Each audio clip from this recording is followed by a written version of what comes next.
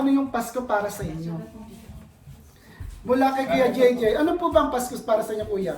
Kuya JJ. Ano to? Ano yung pagkakaunawa niyo po sa Pasko? Pero hindi ito yung topic natin. Jesus is born and God with us. Amen. Diba? Ikaw po, Ate Ling, what is Christmas for you?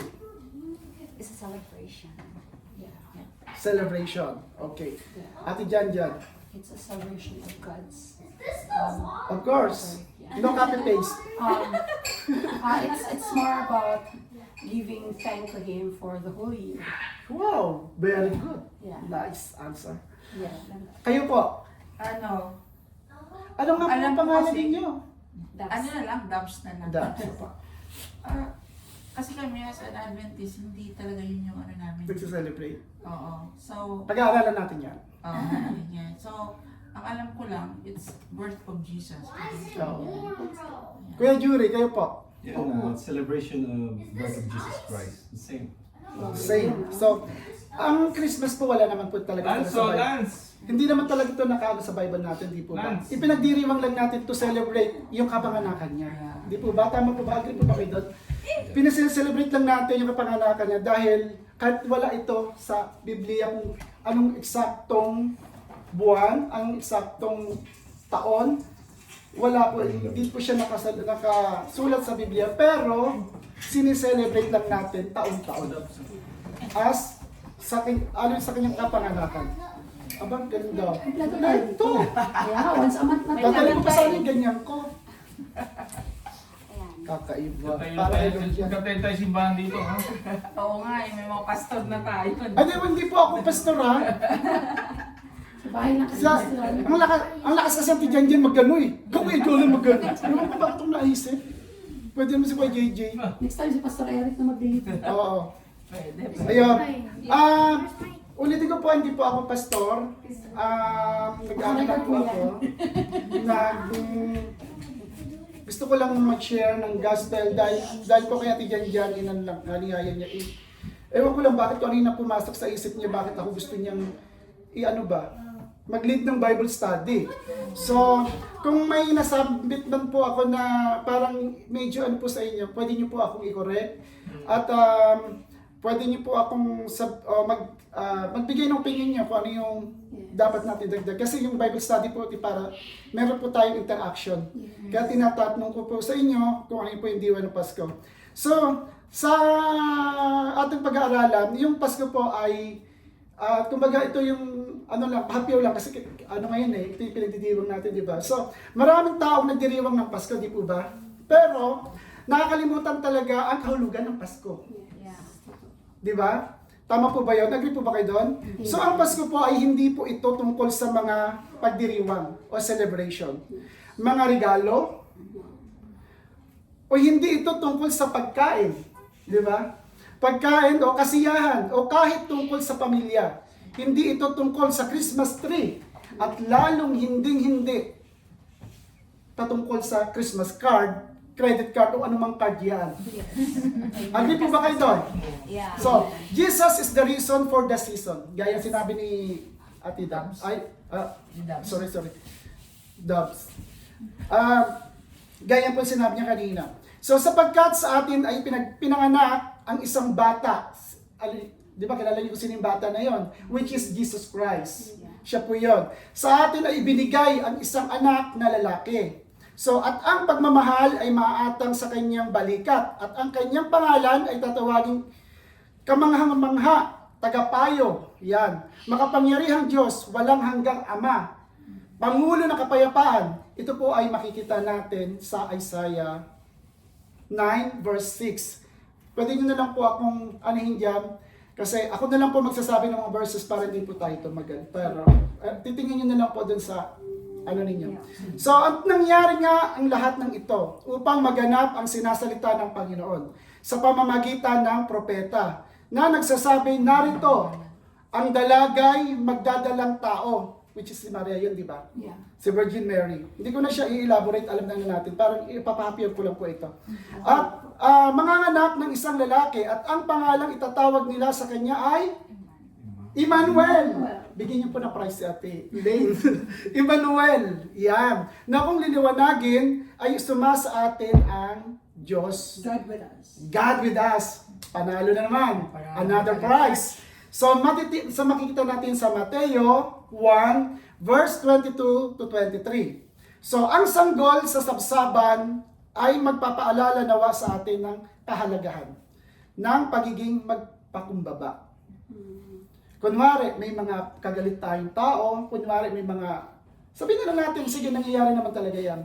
Pero, isipin natin yung si Jesus Christ, bumaba sa lupa, hinubad ang pagka-Diyos, di ba? Ipinanganak siya para sa atin. Nagpakumbaba talaga siya. Yun ang isipin natin palagi. So, balutin po nawa natin ng diwa ng Pasko ang ating tahanan. Lalo na dito, kay Ate balutin po natin ang diwa ng Pasko. Mahanap nawa natin ang kaligayahan at pag-ibig saan man tayo pumunta. Kapag, hindi lang yung araw ha, dapat everyday, Pasko para sa atin. Kasi, everyday may mga pangyayari tayong, may mga problema tayong dumarating na hindi natin nalalaman. Pero kung ngayon lang natin aalalahanin o sasariwain yung Pasko, anong mangyayari sa atin? Sa the whole year. Sa mga nagdaang mga kung hindi natin sasariwain yung Pasko, kung ngayon lang ha, dapat everyday. Para maintindihan natin yung ating karakter kung anong saan ba tayo. Kasi baka mamaya, nag-aaral lang tayo dahil, gusto ko lang mag-aaral nito. Parang ganun. Parang gusto ko lang matutunan, ano ba ang Pasko? Kailan ba magpapasko? Para doon lang ako magpe-pray sa God. Doon lang ako magsasabi, Happy Birthday, Jesus! O diba? May ganun eh. Ganun ako nung araw, kaya sasabi ko. Kaya sabi ko, nung mga panahon ngayon, dapat pala hindi. Dapat araw-araw. Kasi meron tayong problema na nangyayari. Minsan hindi inaasahan. Parang napakahilap. Parang napaka-imposible. Pero kapag ang Lord laging iniisip natin, so ang mangyayari, nagiging magaan. Di ba kayo na pag-usapan namin kanina ganito pa ako. Mas maganda yung mic kasi Ayun parang po. spirit ng Panginoon dito. Yes, gumagaya ka sa akin. Susunod, ikaw na ate. So, panahon ng kasiyahan at pagdiriwang. Yan, panahon ng pagbibigayan, pagmamahalan. Yan ang diwa ng Kapaskuhan. Pag mabulabog mo sa mga spirit. Po? Parang mabulabog mo sa mga spirit. Oh, yan, tama.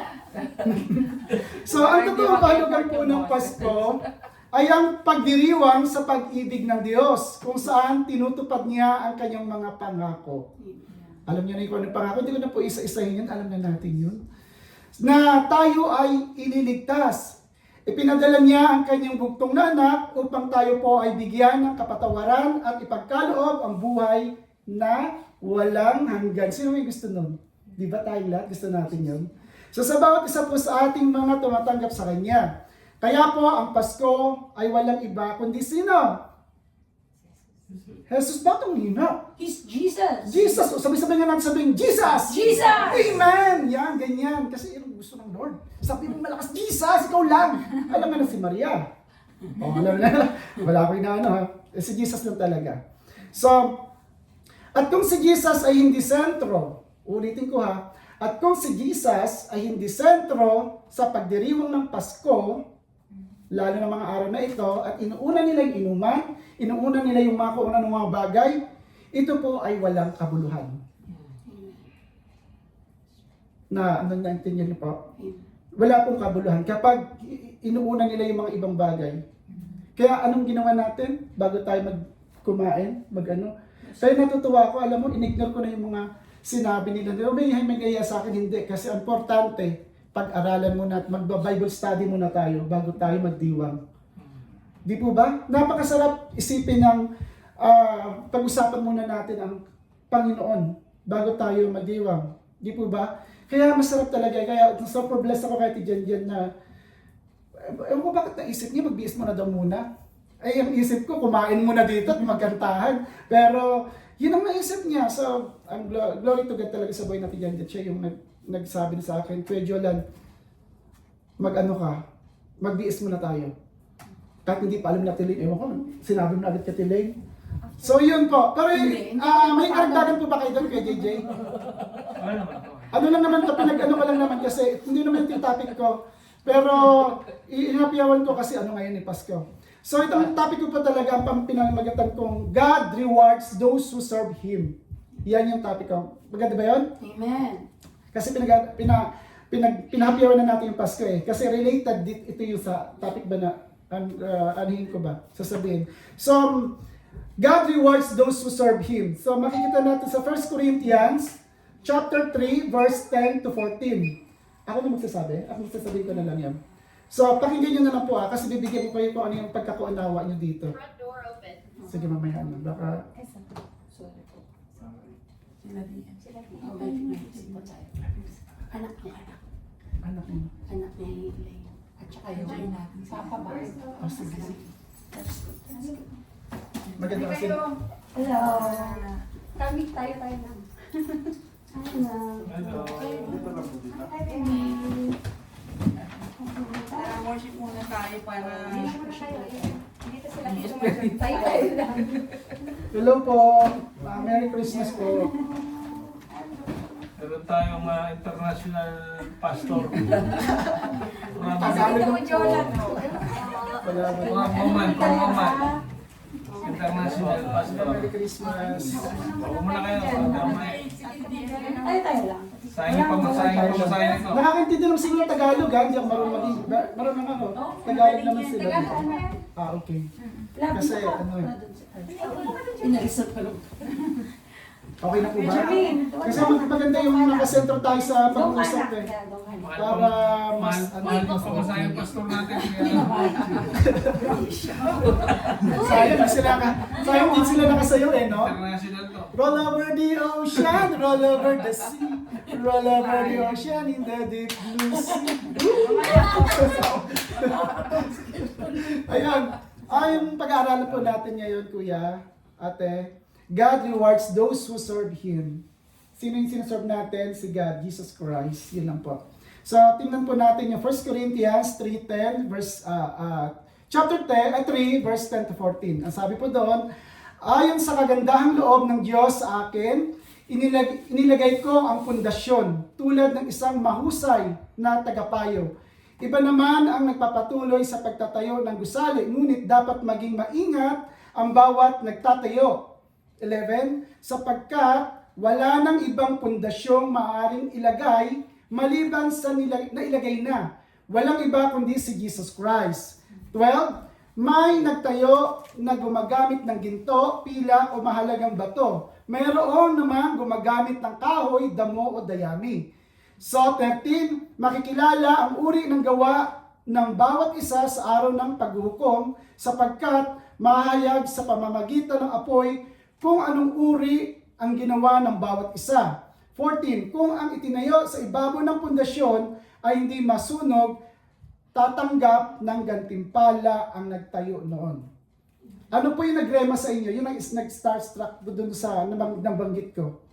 May na ano po kayo doon? May na Elaine? If a strong foundation, you're gonna be rewarded. Yun, doon sa may verse 14. Ang itinayo sa ibabaw ng pundasyon ay hindi masusunod, tatanggap ng gantimpala at nagtatayo ng no. Yun po yung sa inyo. Bakit po yun nagrema sa isip niyo po? Kasi yung, if you have a strong faith with God, in every way, kahit anong mangyari na, kahit anong darating na trials sa'yo, He will always reward you in return. Amen! Glory to God! Galing kay Lord yung, ano yun ha? Kasi naranasan natin niya yung mga ganyang bagay. Kaya, yung testimony niya na yan, na ibig nasasabi niya dahil na-experience niya yung ganung bagay. Siya lang nakakalam kung ano yun. Sa glory to God. Tara, pakman natin.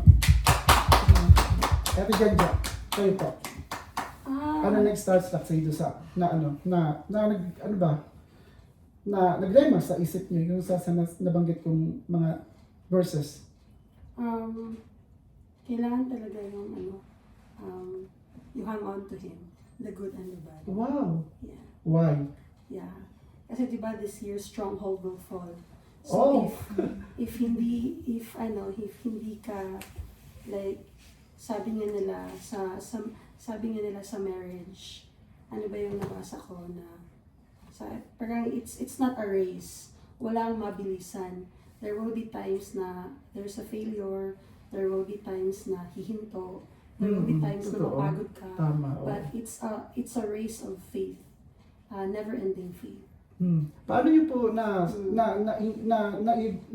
naipasok yung faith doon sa Yeah, and you sitwasyon can niyo? only have faith through studying the Word of God. Amen. Glory to And, God. yeah, and it's a matter of being consistent and having it part of your daily routine. Yeah. Yes, praise God. Hallelujah. So, ang pundasyon ng isang simbahan na dapat nating kinabibilangan, iba-iba man po yung ating sekta na kinabibilangan, pero dapat po ang pundasyon, Common ground, common ground, yung pananalig. hindi, Panginoong Jesus. Siya lang talaga. Siya ang pundasyon na hindi magigiba at hindi pansamantala lamang, kundi habang buhay, pamatagalan. Glory to God. Doon pa sa 1 Corinthians chapter 3 verse 10, ang sabi ni Apostol Pablo ay dapat mag-ingat tayo sa pagtatayo ng pundasyon. Mag-ingat daw po tayo. Kung saan ang ibig sabihin nito ay gumamit tayo ng mga kalidad na materyales na nangangahulugan sa ating pananampalataya ay dapat malalim tayong nakaugat sa salita ng Diyos. Malalim talaga tayo kasi kung mababaw yung ating nalalaman o knowledge lang at kapag may dumating na problema, pagsubok, anumang klaseng trahedya, madali tayong babagsak. Dahil yung faith natin, gitna lang ba?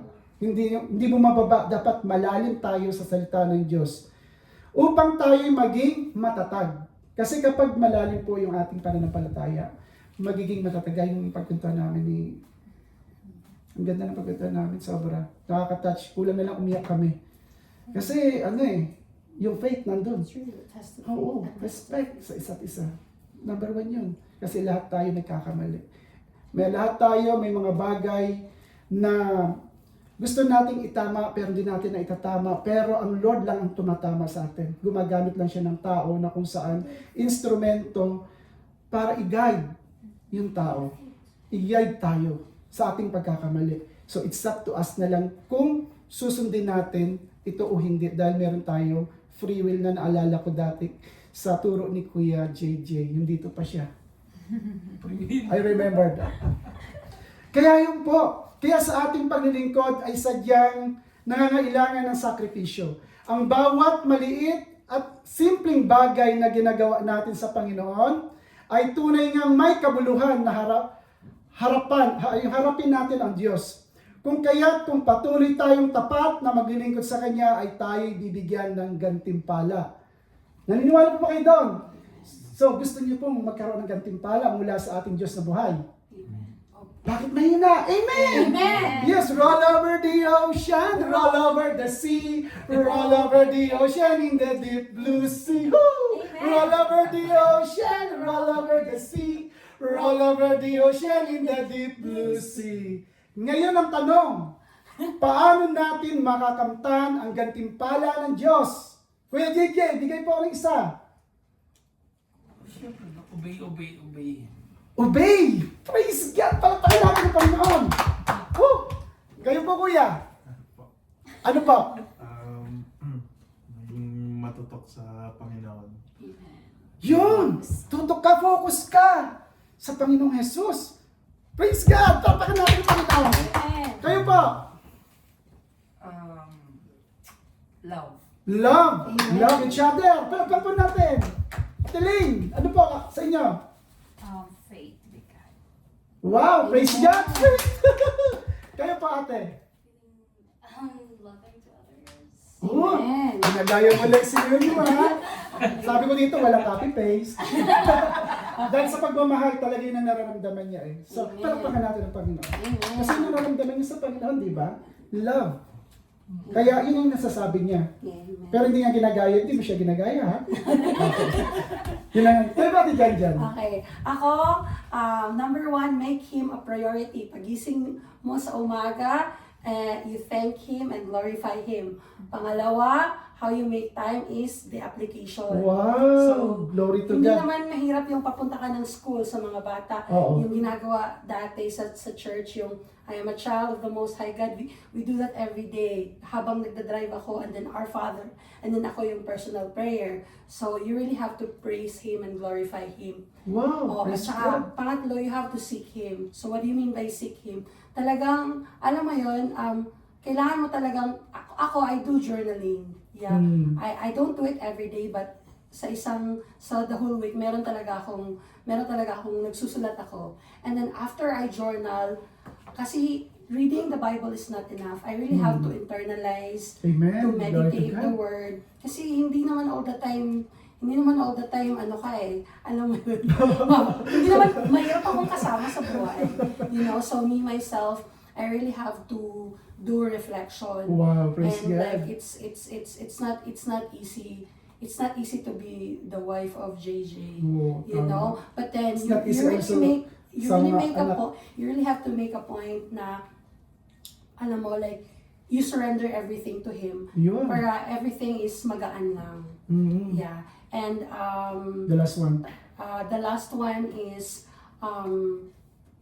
kailangan mo talaga yung application and Glory you to try God. to be a good example sa mga bata. Mhm. Yeah. Yan nga, no? Minsan, knowledge And lang it's tayo. not easy. Diba? It's a work in progress. Amen. Glory to God. Gusto ko yung huling sinabi mo sinabi mo na, kumbaga, hindi ka lang nagsasalita, kundi yung may action kang, kunyari, love mo siya, di ba? Love mo talaga siya. Eh, dapat lang love, kasi si mami. Pero, dapat, di ba, kapag mahal mo ang isang magandang dilag, anong ginagawa mo? Nagawan mo Sa'yo, si kuya? Lance, ha? Anong klaseng lahat? Maraming lahat eh. Ang mga kailangan niya po. Tulad ng? Supportive po. Ganun. Support pala. Support. Wow, napaka mo natin siya. So, ganun din po, dapat merong action tayo. Hindi lang sa salita, sinabing mahal kita, pero inaaway mo naman. Pero ang ginagawa mo, binibigyan mo naman, ano klaseng pagmamahal yun? Sinabi mo lang sa salita, pero hindi mo naman ginagawa. Masama yun. Parang nagpe-pretend ka lang na okay ka dahil andito si mami, andito yung mga okay, pero pag kayo ng dalawa, ayan, siyang chik. Ganun na yun. Pwede siya maganda. So, parang nasabi na lahat ni Tijan yung nakasulat Sorry, sa akin. Sabi So, ko pala. ayun, gaya ng sinabi ko, paano natin makakamtan ang gantimpala ni Diyos? Una, sa pamamagitan ng pagsasagawa ng kanyang mga utos, yung obey. Yeah. Kaya JJ, number 1, siya yan. So makita natin ito sa Papalit awit ka ba? Obey. 19:11. Uy, sabi niya, obey. Love and Ang mga utos mo, sabi to, makinig. Sabi niya, ang mga utos mo, Yahweh, ay babala sa iyong lingkod. Sino yung mga lingkod? Tayo. Babala sa atin ito, yung mga utos. So, may malaking gantimpala, ayan na, tandaan natin to, may malaking gantimpala kapag aking sinusunod. Kapag sinusunod natin yung Word of God, meron po tayong gantimpala na makakamit. Tandaan po natin isa-isahin ko po ito kasi napakaganda nito kung anong gantimpala nito. So, hindi sapat na malaman lang natin ang kanyang mga kautusan, dapat din natin itong sundin. Kaya diyan na sinabi, at ipamuhay. Di ba? Hindi lang sa salita, kundi sa gawa. Sapagkat ang kanyang mga salita ay nagbibigay sa atin ng gabay, karunungan at kagalakan sa ating buhay. At sa gayon ay makakamit natin ang gantimpala. Sino may gusto nun? Amen ako. Amen! Sa taas ng kamay ko! Ayan! Sa sino ang gusto ng Lord? Ako! Pag sinabing ako ay hindi ka akit sa langit, ganyan ka lang. Ganun ako! Ako yun! Ganun dapat yun. So, pabilitin eh. Roll over the ocean, roll over the sea. O, ayun yan. So, pangalawa, sino nakapagsabi nito? Sa pamamagitan ng pagtatanim ng kabutihan. Nakabanggit kanina dito eh. Love siya eh. Love, nandun na yung kabutihan, kalakip ng kabutihan. Dalawa kayo, di ba? Kasi pure yung pinapakita yung love. So, ibig sabihin yung kabutihan. So, makikita natin yan sa Kawikaan 11:18. Hindi lang ako nagagawa-gawa. Kaya, mayroong kalakip na baka mamaya sasabihin mo, gawa lang ni Kuya Jolan yan eh. Parino, hindi buksan niyo ang Kawikaan 11:18, kaya nga pinapabukas ko niyo para meron tayong ebidensya. Baka mamaya may malaman ako dyan. Nagutan sa Panginoon dyan. Kay JJ! Totoo ko JJ, uy. So, ano nga, ang nakalagay pa doon, sabi doon, anuman ang anihin ng masama ay walang kabuluhan. Ngunit, ang gawang mabuti, pakinggan na mabuti, Tagalog ito, ay may pagpapalang taglay. Oh, gusto niyo ba yun? Amen. Kung gusto mo ulitin ko, sabi nga dito, anuman ang aanihin ng masama, kapag gumagawa ka ng masama, nagla-like ka, nagnanakaw ka, nag-ano ka, may aanihin kayo doon. Walang kabuluhan yan. Ngunit ang gawang mabuti ay may pagpapalang taglay. Sino may gusto nun? Ako! Lahat tayo! Gusto natin yun. So mga taga-Galatia, meron pa sinabi sa 6:7. Galatians chapter 6 verse 7. Huwag ninyong akalaing madaya ninyo ang Diyos. Oh, yan. Sasabi sa akin tigil. Kung ano ang itinanim ng tao, yun din ang kanyang aanihin. Sino nang naniniwala doon? Kung ano ang itinanim, yun din ang aanihin. Di ba alam mo yung kasabihan niyo, Kuya? May naranasan ka ba? May naalala ka ba sa mga testimony mo na pwede mong sabihin na meron ka bang, mula nung bata ka ba, at sa lumaki ka, meron ka bang itinanim na invest o mga ano? Nagtanim ka ba ng mabuti sa kapwa? Anong nangyari ngayon? Dito na ako sa kinakatayo ko ngayon. Like, kaso, like, yung mga knowledge ko po sa pagdating sa mga mechanical po. Oh, praise God. Mechanical yan, ha? Kakaiba yan. Tapos, ano pang nangyari? Nagsimula ako nung bata ako na lumaki talaga ako sa ganun talaga yung field. Tapos natuto lang ako na natuto. Oh, praise God. So, ginamit niya yung natutunan niya sa kabutihan. Hindi sa kadamutan. Hindi ka magiging madamot, ha? Pag nagkaroon ka ng trabaho, alalahanin mo si Magandang Dilag. Kayo pa, meron ka pang na-experience ng mga bagay na kung saan? Nung bata pa ako, yung parents ko, tinuturuan talaga kami mag-pray. Amen. Kung kayo makapunta sa church, in our own, sarili namin, talagang mag-pray kami. Ako, kahit daka na punta sa church, mag-pray ako. Hanggang sa ngayon, yung bata pa ako yan, hanggang sa matanda na ako, nadala ko siya. Amen. So, sinishare ko yung sa mga, ito anak ko. Yes, Sige lang po. ginagamit ko naman siya. Oh. So, yun. Praise God. Ang ganda ng testimony yan, no? Yan. So ito pala ay nagpapaalala sa atin sa katuruang kung ano ang itinanim ay gayon din ang aanihin. Kaya upang makamtan natin ang ating gantimpala sa Diyos, ay magtanim tayo ng mabuti at kalugod-lugod sa iba, lalo na sa di pa mananampalataya. Kasi baka naman itatanim na tayo ng mabuti doon sa pananampalataya natin eh. Pero doon sa mga katrabaho natin na kagalit natin or mga kasama na unbelievers, hindi tayo nagtatanim ng mamalditahin natin. Sino ba yan? Alam mo kung sino siya. Hindi po tayo gano'n. Hindi po tayo gano'n mga Krisyano. Kailangan, kunyari nakita niyo lang kami, oy, kailangan mabuti ako kasi ay makakasawa sa simbahan yan. Pero pagdating sa trabaho, Kuya, ate, iba-iba yung ugali na meron doon. So doon mo ipapakita yung ugali natin na gusto ng Lord sa atin sa buhay natin. Kailangan maging mabuti tayo. Gusto niyo ba kapag na-end of contract kayo sa isang trabaho, sasabihin sa inyo, ay mabuti umalis na siya kasi salbahe yan. Gusto niyo ba yung ganon? Dapat magtanim kayo ng attitude na kung saan na mamimiss nila kayo. Halimbawa, kapag na-end of contract ka sa isang trabaho, mamimiss ka nila dahil nagtanim ka ng punla na kung saan habang tumatagal, yung foundation nyo ba naging mabuti sa kanila? Nandun yung love, nandun yung mabait ka, andun lahat. Kumbaga, umalis kami sa trabaho, hahanap-hanapin kanila. Hindi kanila sasabihin, buti nga, umalis na yan dahil walang kwenta yan dito sa amin. Ang tamad-tamad niyan. Diba? May ganun tayo sa trabaho. Isipin natin yung meron ganun. Pero dapat, itong ating pinag-aaralan,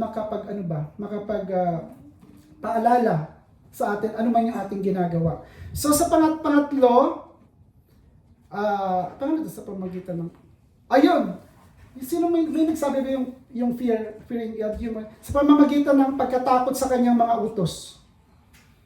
Walang nakabanggit na. Oh, yun.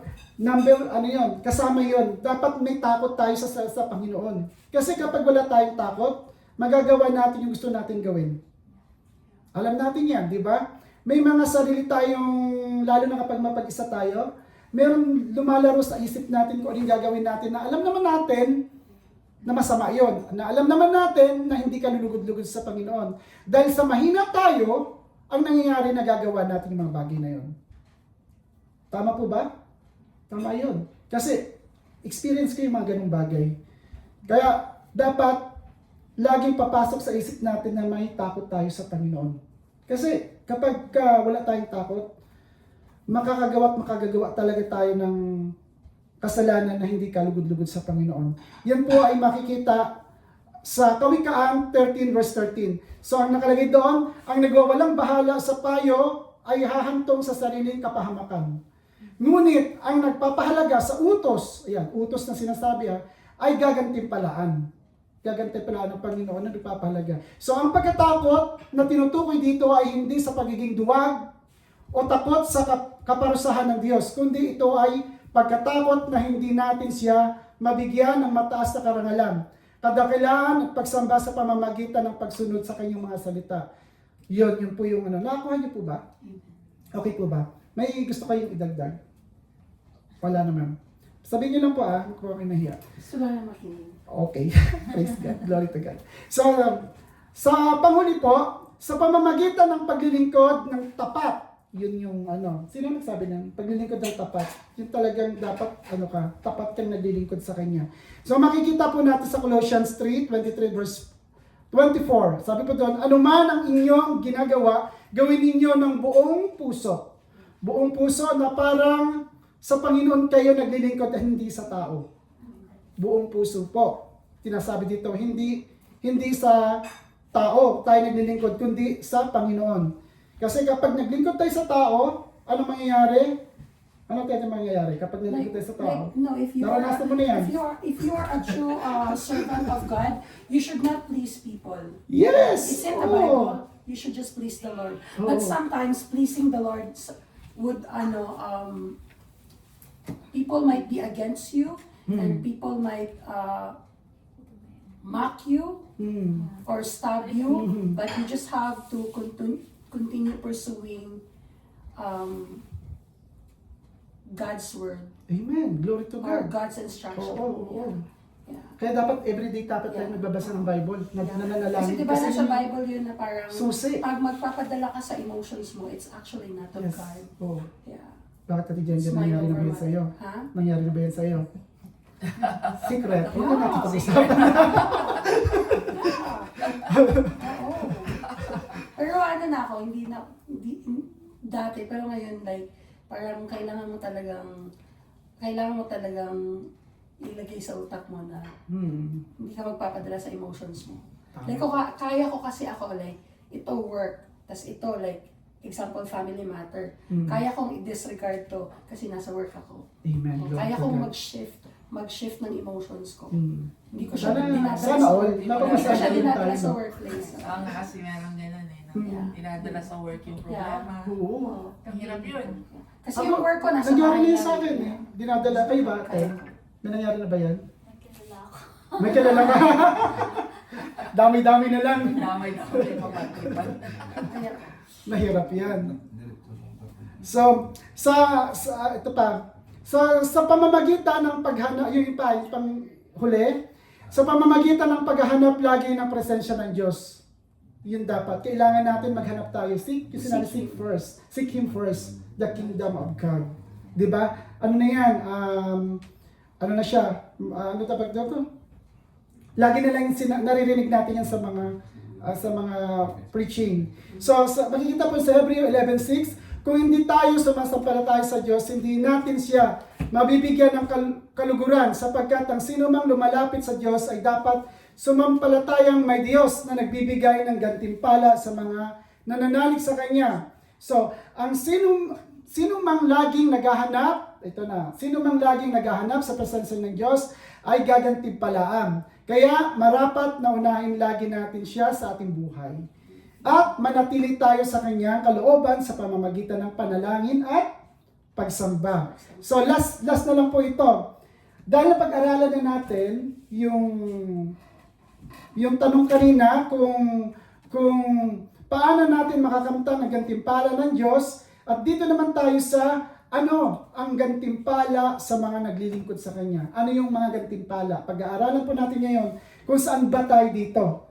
Isa-isahin ko na po hindi ko na masyadong kasi baka gutom na tayo. So una po, crown of life. Crown of life, putong ng buhay. Ito po ay makikita po sa Revelation 2:10. Ang sabi po doon, huwag kang matakot sa mga pag-uusig na malapit mo nang danasin. Malapit na rin natin, pero madadanasan ng iba.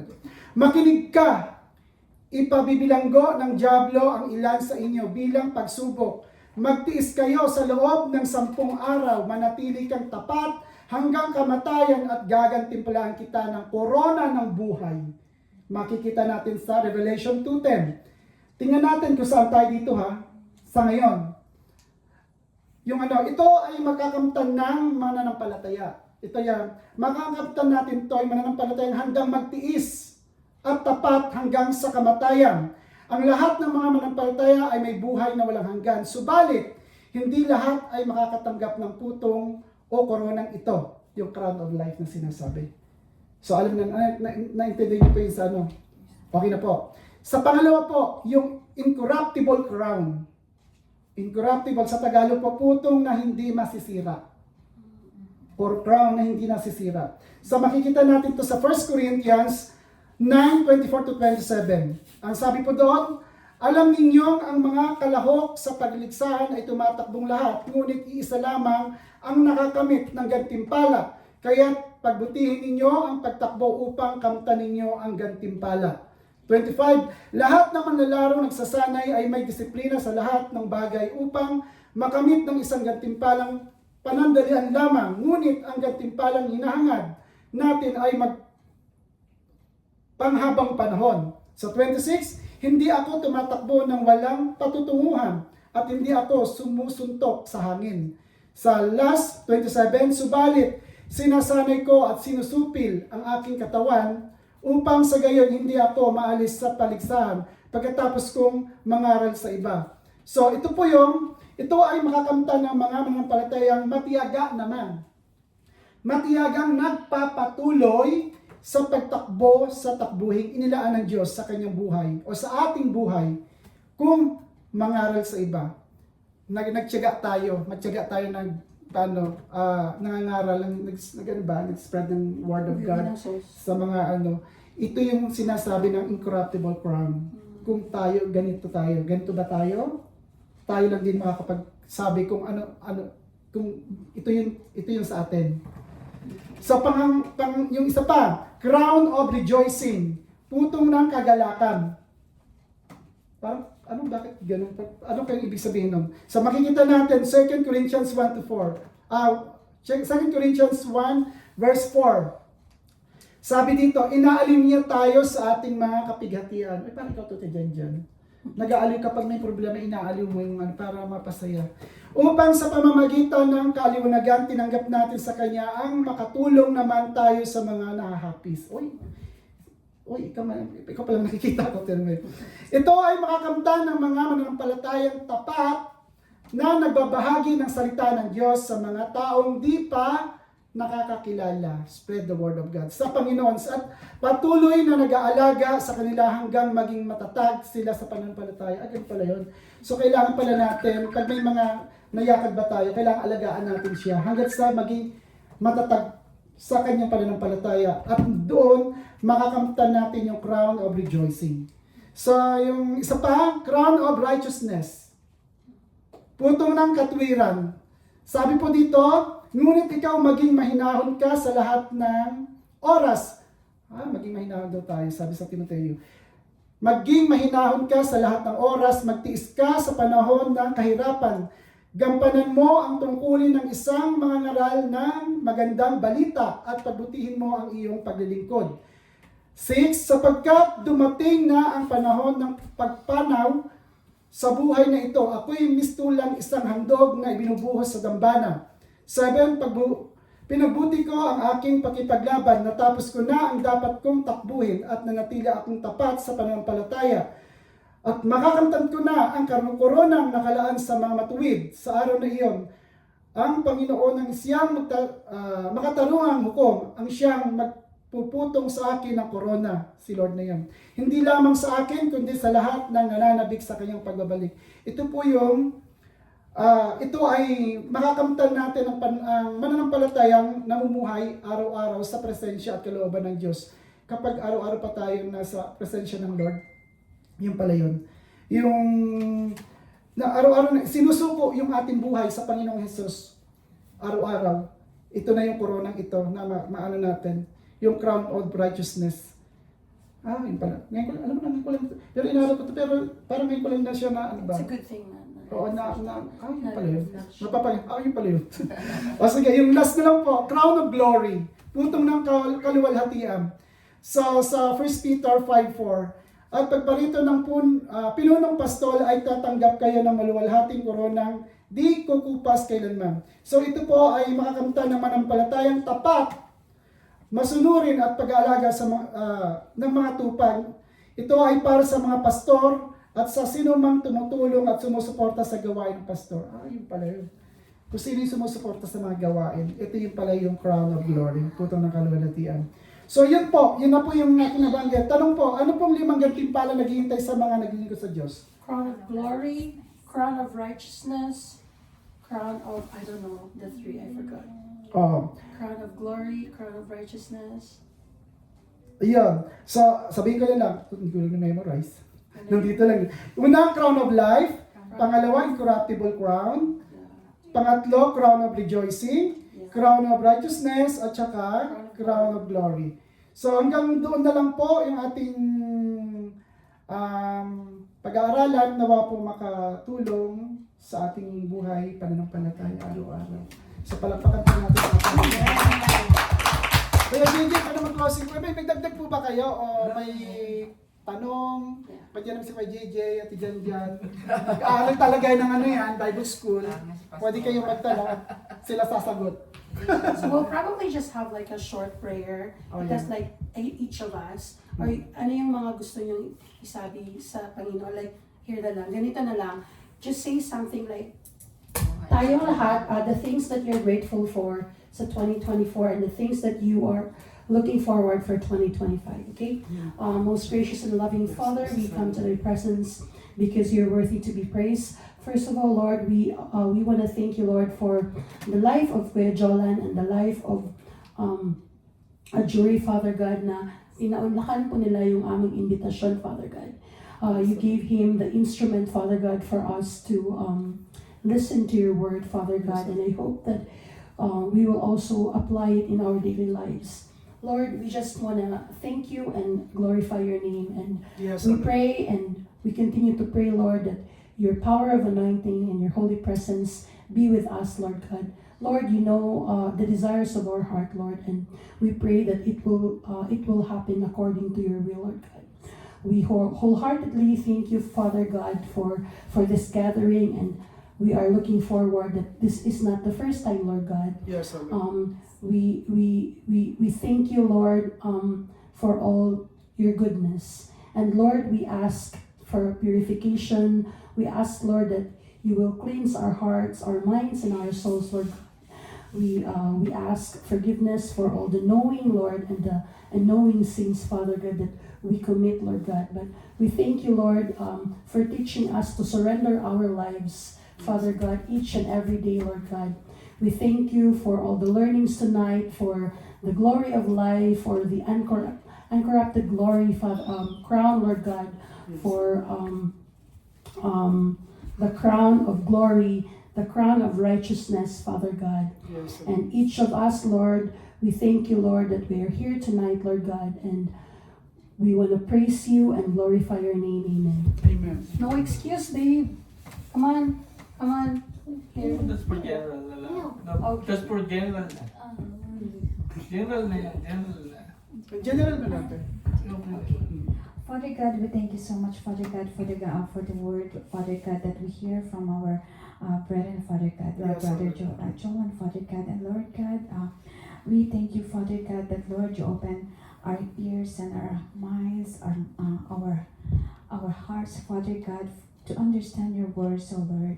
Lord, thank you, Father God, for the gift of life, Father God, na pinagkaloob mo sa bawat isa sa amin na nandito sa aming tahanan, Lord. And Lord God, you reminded us again, Father God, that Lord, there is a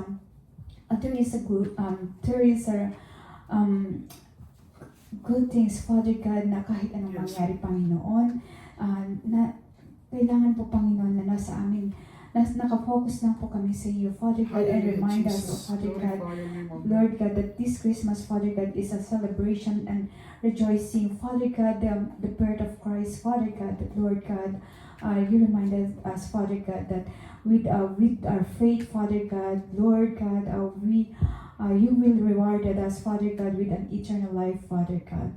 Lord, maraming salamat po, Panginoon, sa lahat, Father God, na the struggles and trials that comes in our lives, Father God, this 2024, Father God, and we're looking forward, Father God, Lord, sa 2025, Father God, na Lord, gabayan mo po kami, Lord, ingatan mo ang bawat isa sa amin, and Lord, continue, Father God,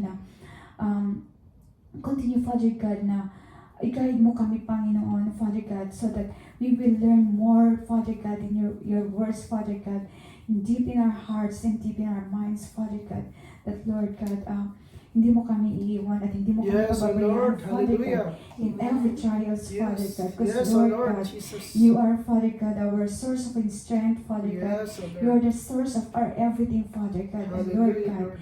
you deserve the highest praises, Yes, Father God. Jesus. Because Lord, we Hallelujah. can't do anything without you in our lives. Father God, we thank you so much. And Lord God, sa pagtatapos po ng aming Bible study, Father God, Lord, thank you so much, Father God, for Yes, your Lord words. Jesus. And Lord, binabalik po namin ang lahat ng papurit pasasalamat. In Jesus' mighty name we pray. Amen. Roll over the ocean, roll over the sea, roll over the ocean in the deep blue sea. Roll over the ocean, roll over the sea, roll over the ocean in the deep blue sea. Kaya na! Namiss ko yung prayer ni Ate Lane. Magkakaraoke tayo mamaya. Salamat po. Hindi na rin po kami magtatagal. Kinis pa naman tayo, Jordan. Sa sunod po. Kasi medyo ano po yung... Kain tayo mabilisan. Kain na muna tayo. Butok na si Joey. Salamat. Salamat bro. Yung isa Ay, sorry. basta dulo lang ka lang Salamat sa pagtanggal. Asa si Chef? Ito, wag mo na yan kasi magugulo. Mukhang malapit na eh. Sana ganito rin nakataba. Kulang na ako ng oras. Okay lang. Dito, kain na tayo. Thank you. Thank you. O, diba? Oh, hello. Oh, Video git talaga. oh, diba? Dapat may picture tayo, di Bongga. ganyan. Halika. Ano to? Lahat grupo. Salamat. Oh, hindi to. Wait lang.